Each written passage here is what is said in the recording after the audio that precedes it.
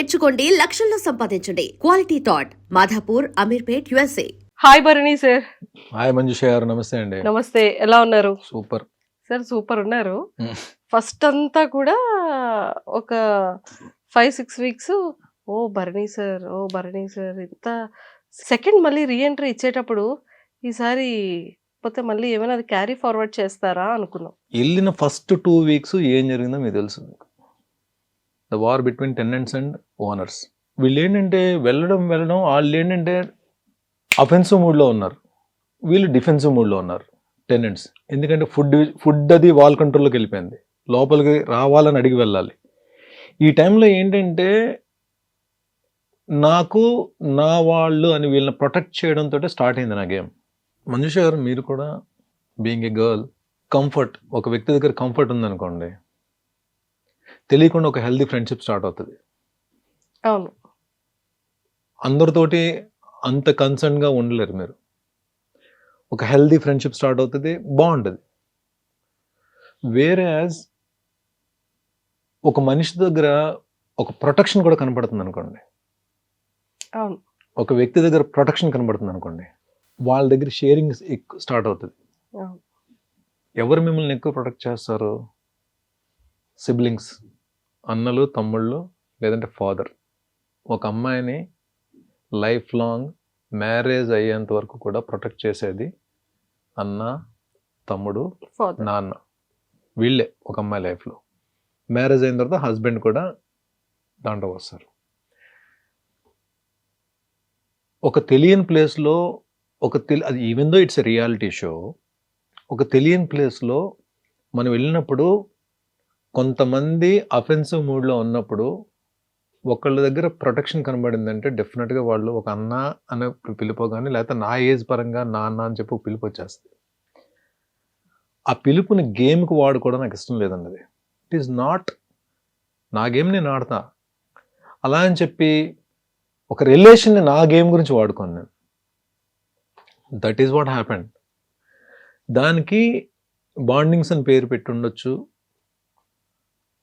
వేరే వేరే ఎలా వెళ్ళిందో నాకు తెలియదు. నేను లోపల ఉన్నాను కాబట్టి ఎలా వెళ్ళిందో కూడా నాకు తెలియదు నాకు.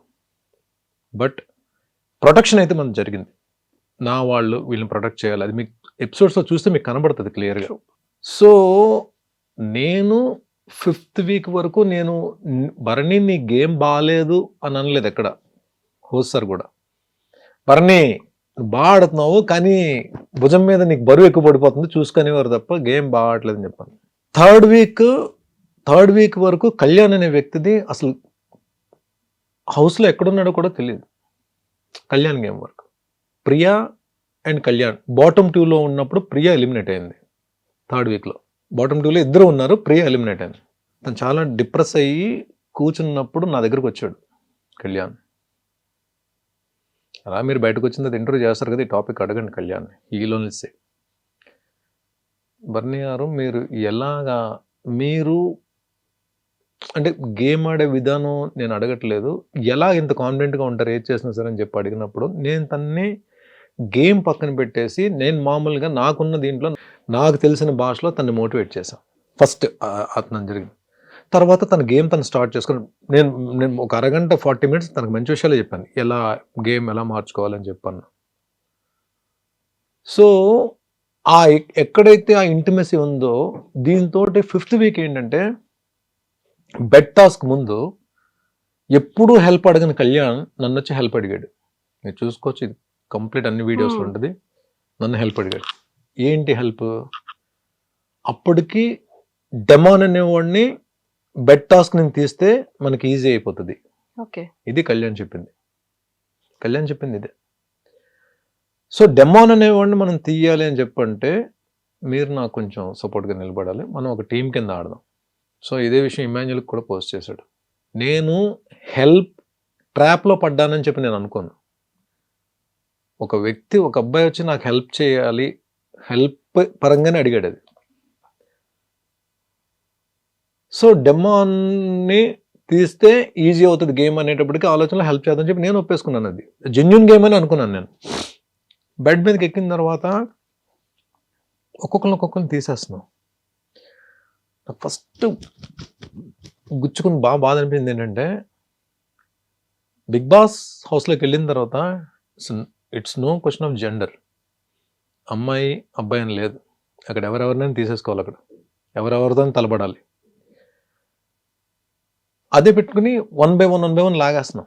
డెమోన్ని లాగుదాం వద్దా డైలమాలు ఉన్నప్పుడు డెమాన్కి ఏంటి, ఓహో ఇమాన్యుల్ అండ్ కళ్యాణ్ భరణి ఈ ముగ్గురు ఒకటయ్యారా అని దీంట్లో వచ్చినప్పుడు ఏం చేస్తాడు, ఫస్ట్ నన్ను టార్గెట్ చేశాడు, నా మీదకి వచ్చాడు.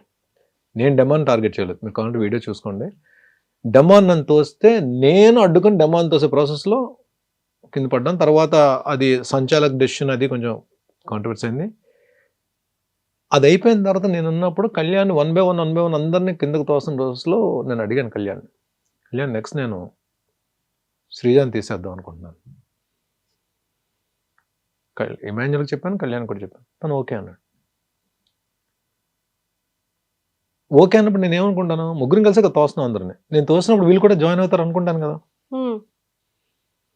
అక్కడ ఏంటి, ఎండ్ ఆఫ్ ద డే అందరిని తోసుకుంటే మేము ముగ్గురు మిగలాలి. మేము ముగ్గురు మిగిలిన తర్వాత ముగ్గురులో మళ్ళీ ఇద్దరు మిగులుతారు. ఇమాన్యుల్ నన్ను తోసేస్తాడో, లేదంటే కళ్యాణ్ని నేను కలిసి ఇమాన్యుల్ తోసేస్తామో, లేదు నేను కళ్యాణ్ కలిసి ఇమాన్యుల్ తోసేస్తాం. అది ముగ్గురు మిగిలిన తర్వాత గేమ్ అది వేరే దీంట్లోకి వెళ్తుంది. శ్రీజాన్ తోసే దీంట్లో వీళ్ళిద్దరు అసలు మూమెంట్ కూడా లేదు, అయిపోయారు.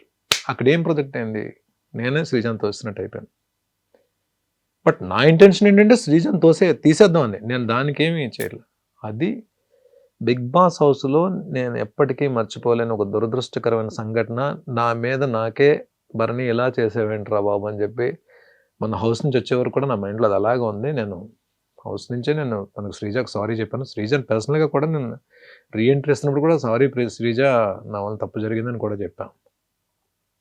అంటే ఏమవుతుందంటే, మనం ఎంత జెన్యున్ గేమ్ ఆడాలన్నా ఒక్కొక్కసారి సిచ్యువేషన్స్ మనల్ని లాగుతాయి. అక్కడ జరిగింది అదే. ఆ సిచ్యువేషన్ కళ్యాణ్ వచ్చి అడగడం, నేను డెమాన్ తీద్దాం అన్న ప్రాసెస్లో జరిగింది ఇదంతా. సో ఈ బంధాలు బాంధవ్యాలు అనేవి ఇప్పుడు సుమన్ తోటి డే 1 నుంచి అంటే ఎక్కడ డిస్టర్బెన్స్ లేని ఒక బాండ్. మా ఇద్దరిది కూడా బ్రదర్స్ బాండే కదా, అంత క్లోజ్గా ఉన్నా సరే. బట్ సుమన్ బాండ్ గురించి ఎవరు కామెంట్ చేయరు.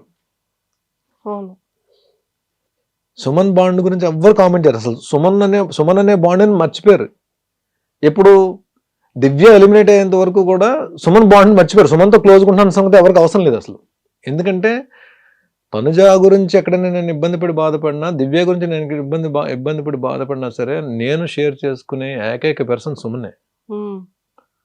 సుమనే చాలాసార్లు అని చెప్పి తన పాపం చాలా విషయాల్లో నిలబడేవాడు. దివ్య సెకండ్ రీఎంట్రీ తర్వాత నాకేంటి అంటే, ఇప్పుడు ఒక వ్యక్తి మీరు ఒక ప్లేస్లో ఒక ఇద్దరితోటి ఒక ఎఫెక్షన్ స్టార్ట్ అయిందండి, ఒక అండర్స్టాండింగ్స్ కానీ ఒక ఎఫెక్షన్ స్టార్ట్ అయింది. అదేంటి ఒక హెల్దీ ఒక బ్రదర్హుడ్, అంటే ఒక అన్నగా ఒక అమ్మాయిని, ఫాదర్గా ఒక అమ్మాయిని చూసుకున్నప్పుడు వెళ్ళి ఇద్దరిని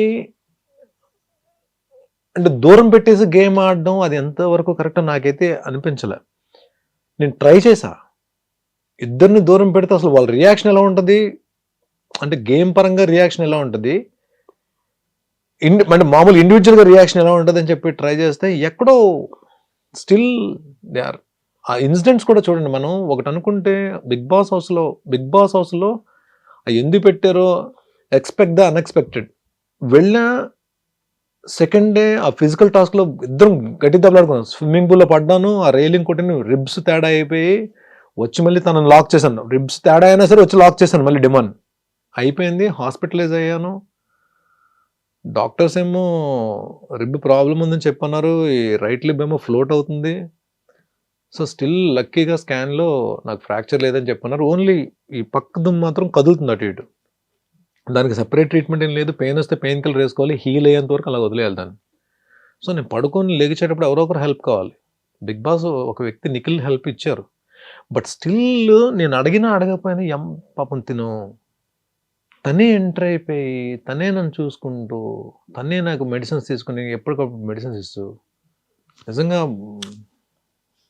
అంత చిన్న అమ్మాయి అంత మెచ్యూర్డ్గా ఒక వ్యక్తి గురించి నిలబడిపోయి, అయినో నేను ఫస్ట్ టైం ఎగ్జిట్ ఎలిమినేట్ బయటకు వచ్చినప్పుడు 3 రోజులు ఏడ్చింది పాపం హౌస్లో తను.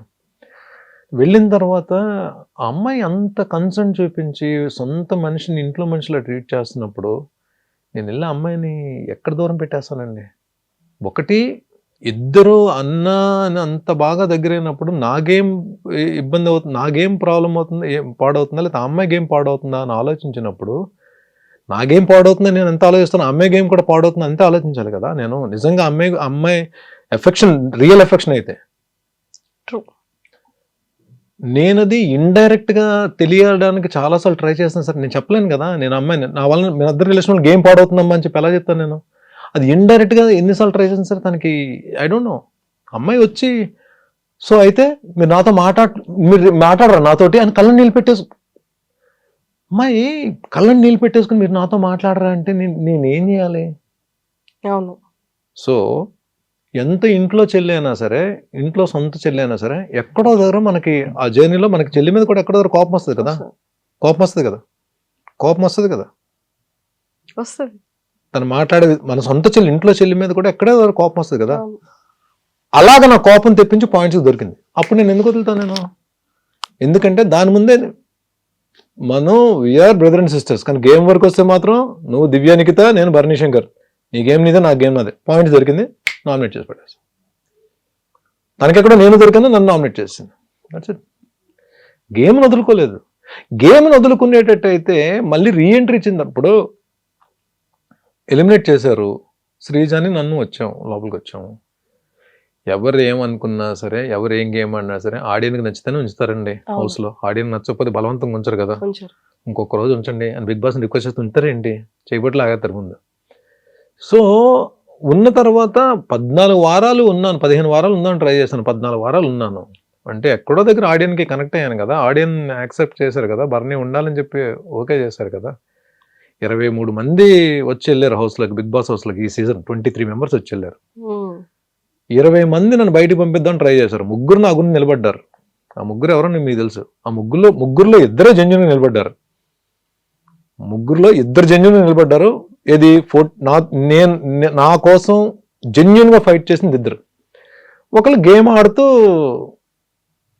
ఆడుతూ నాకు అవసరమైనప్పుడు హెల్ప్ చేయకుండా నా హెల్ప్ తీసుకుంటూ ఆడారు. I don't want reveal the names, but ఆ 2 ఎవరో తెలుసు మీకు. సో 14 వారాలు ఉన్నానంటే నేనేదో ఆడేసి లేదంటే టైంపాస్ చేసేసి అయితే రాలా. ఆడియన్స్కి నచ్చింది కాబట్టి 14 వారాలు ఉంచారు. తర్వాత ఎలిమినేట్ ఎందుకు అయ్యాను దానికి రీజన్స్ చాలా ఉంటాయి. బిగ్ బాస్కి ఒకటే లెక్క కాదు కదా, బోర్డు లెక్కలు ఉంటాయి. And don't forget to subscribe to iDream. And for more videos, please subscribe to iDream. Please subscribe to iDream. Please subscribe iDream. And please subscribe to iDream. For more videos, subscribe to iDream. please like, share and subscribe to the channel. Congratulations, iDream. Subscribe to iDream. Subscribe to iDream. So subscribe to iDream Media. iDream team andarki huge congratulations. Please subscribe iDream Media. Please subscribe to iDream. Subscribe iDream. Please subscribe to iDream. iDream అంటే నా కళల ఛానల్ను subscribe చేసుకున్న నోరు తిరుగుతలేదు, మీరైతే గంట గుర్తు కొట్టండి. For more such videos, please subscribe to iDream. Subscribe to iDream. Please subscribe to iDream. Please subscribe iDream Media. Please do subscribe to iDream. Please subscribe to iDream Media. For best entertainment and information, please subscribe iDream.